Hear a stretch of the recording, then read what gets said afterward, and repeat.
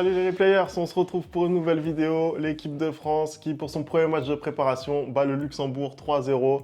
Anderson, on va débriefer ça, t'es chaud ou quoi? Écoute, je suis chaud, hein, on a vu une soirée plein de buts. Franchement, je ne peux que être prêt après ce qu'on a vu ce soir. Après, est-ce que je vais être content? Ça, on ne le sait pas. Allez, générique, c'est parti.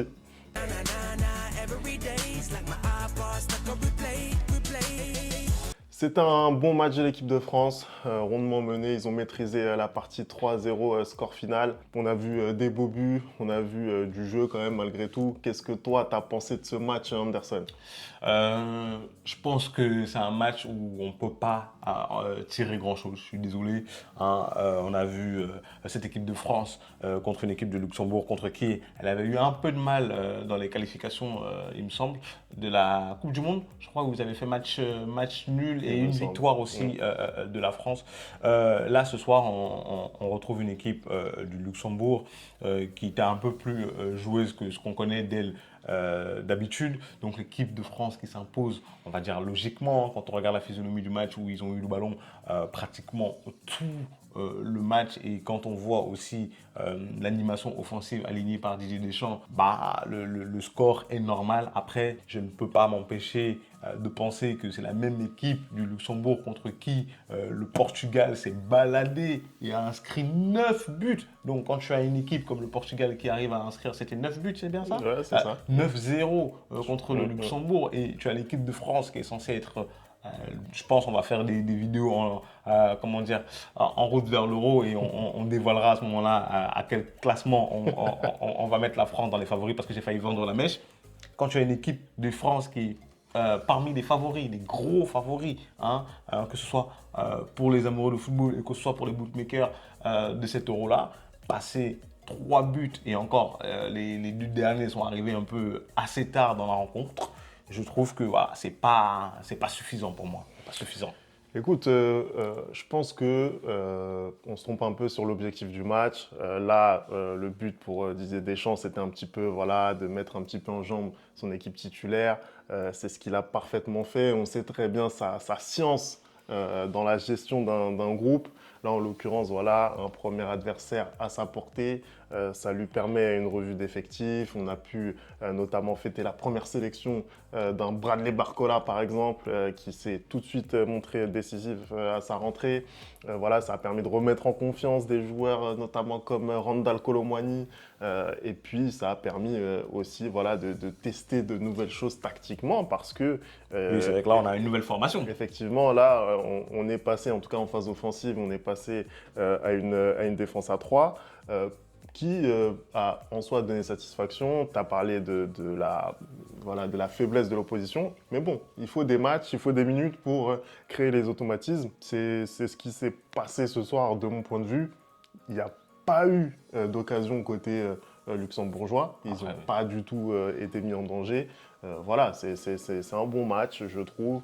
On a eu le capitaine également de l'équipe de France, Kylian Mbappé, hein, le néo-madrilène, hein, ton nouveau chouchou, qui a, qui a été dans l'esprit, qui n'a pas fait un grand match selon En moi. tout cas, Hein, tu sens qu'il mais, est libéré mais tu d'un sens immense vraiment, poids dans son jeu. vraiment, c'est incroyable. Il a été beaucoup plus spontané que ce qu'on a vu, notamment face à Dortmund, hein, en Ligue des Champions, hein, c'est important de le rappeler.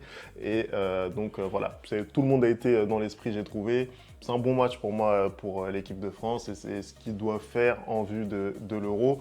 Et puis surtout, on a trouvé un homme, je vais te lancer là-dessus, Anderson. C'est le retour, bien entendu, de N'Golo Kanté, voilà, qui après 2 ans refoulait et remettait ce maillot de l'équipe de France. Qu'est-ce que tu en as pensé, toi? Bah écoute, on a retrouvé un Ngolo au milieu du terrain de cette équipe de France qui, après 2 ans, après s'être expatrié en Arabie Saoudite, avait un peu perdu les faveurs de Didier Deschamps, qui estimait que pour lui, le championnat et Ngolo n'était pas forcément apte physiquement à être rappelé en équipe de France. Là, il l'a rappelé, donc ça veut dire qu'il estime que maintenant il est apte. Je ne sais pas ce qui a changé entre-temps parce que voilà, je pense qu'il joue toujours pour le même club et je pense qu'il a toujours les mêmes minutes dans ce club-là. Après, oui, il est un peu moins blessé. Ça fait plaisir, écoute, ça fait plaisir de retrouver N'Golo dans ce milieu de terrain-là. Après, je ne sais pas ce qu'il a prévu pour le futur, Didier Deschamps, à savoir, je ne sais pas si ça va être un milieu de terrain avec N'Golo Kanté et Tchouaméni, hein, qui aussi est blessé pour l'instant. Je ne sais pas si ça va être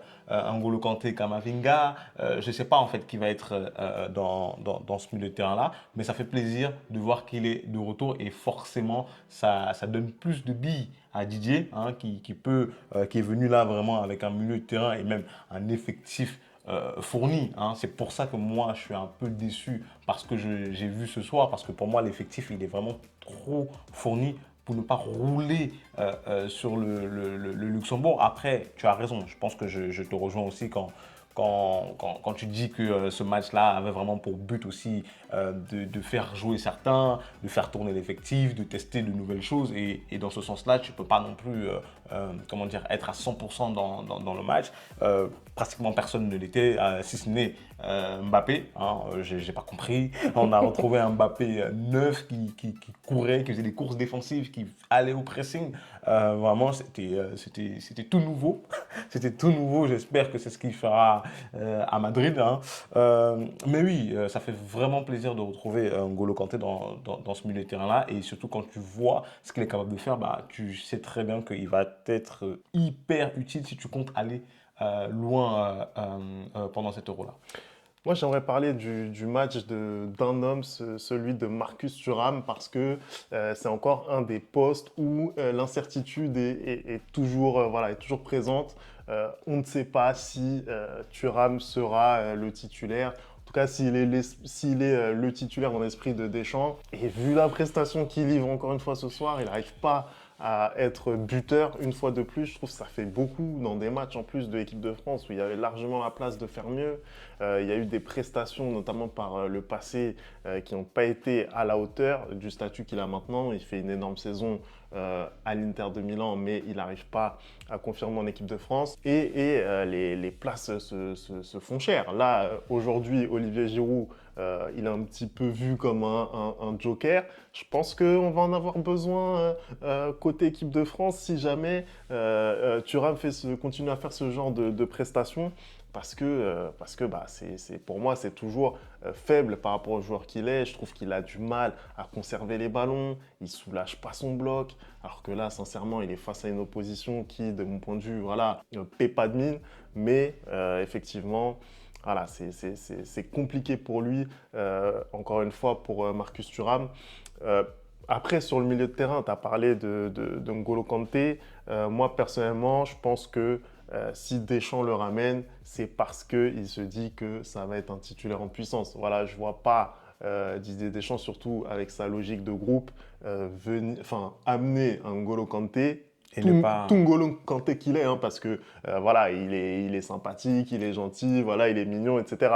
Mais ça reste un Kanté champion du monde, ça reste un joueur qui est un cadre de cette équipe de France. Je l'imagine, mais pas du tout, le faire s'asseoir sur le banc, clairement. Bah, je Euh, pense que s'il a rappelé Femi, c'est vraiment dans l'optique d'être titulaire. Je pense qu'on est face à un entraîneur qui, comment dire, aime bien ses habitudes et dès qu'il voit que un joueur qu'il apprécie énormément est disponible et apte physiquement, bah, il appelle pour le faire jouer titulaire. Et ce qui me met la puce à l'oreille quant à sa titularisation pendant l'Euro, c'est que si vraiment on va vers cette formation qu'il a envie de mettre, bah, tu as besoin d'un mec comme Golo Kanté pour pouvoir comment dire, assurer les arrières d'un Théo Hernandez qui monte beaucoup par exemple, hein, pour pouvoir couvrir ça. Et tu as besoin d'un mec assez défensif. Je le vois très mal compter uniquement sur Aurélien, sachant que voilà, il a des pépins physiques. Je pense qu'il a aussi